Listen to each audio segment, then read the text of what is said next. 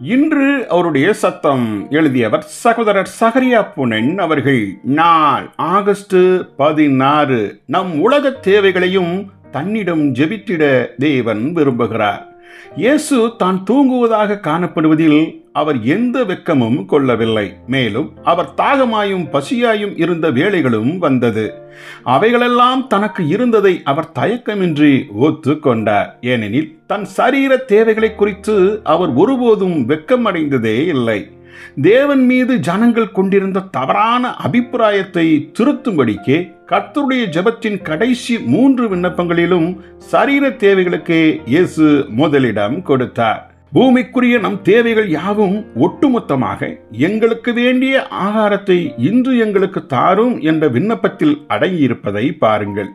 இந்த விண்ணப்பத்திற்குள், தகப்பனே, ஒரு வேலையை எனக்கு தாரும், நான் வசிப்பதற்கு வீடு ஒன்று தாரும், நானும் என் குடும்பத்தாரும் உடுத்திக்கொள்ள உடைகளை தாரும், என் பிள்ளைகளுக்கு நல்ல கல்வியை தாரும், ஏனென்றால் அவர்களும் ஓர் நாளில் தங்கள் அன்றாட ஆகாரத்தை பெற வேண்டும் போன்ற அனைத்து விண்ணப்பமும் அடங்கியுள்ளது.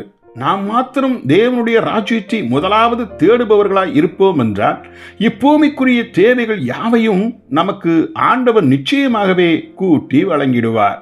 நாம் ஏன் உணவு, உடை, வேலை, வீடு, நம் பிள்ளைகளின் கல்வி போன்றவைகளுக்காக மிகுந்த கவலை கொள்கிறோம் தெரியுமா? ஏனென்றால் நம் இருதயத்தின் ஆழத்தில் தேவன் இவ்வித உலக காரியத்திற்கெல்லாம் உதவி செய்வதற்கு ஆர்வம் கொண்டிருக்க மாட்டார் என்ற நம்முடைய தவறான எண்ணமே ஆகும்.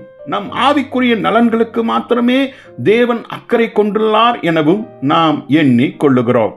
நம் நல்ல தேவனோ நம்முடைய ஆவி, ஆத்மா, சரீரமாகிய ஒவ்வொரு பகுதியிலும் அக்கறை கொண்டுள்ளார் என்ற உணர்வை பரிசுத்த ஆவியானவர் நமக்குள் நிலையாக கொடுத்து விட்டால் அது எத்தனை அருமையாயிருக்கும்.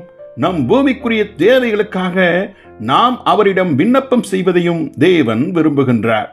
ஏனெனில் நாம் ஒருபோதும் கவலை கொண்டிருக்க அவர் விரும்புவதே இல்லை. எனவேதான் பரிசுத்த வேதாகமம், நீங்கள் ஒன்றுக்கும் கவலைப்படாமல் எல்லாவற்றையும் குறித்து உங்கள் விண்ணப்பங்களை ஸ்தோத்திரத்தோடு கூடிய ஜெபத்தினாலும் வேண்டுதலினாலும் தேவனுக்கு தெரியப்படுத்துங்கள் என கூறுகிறது.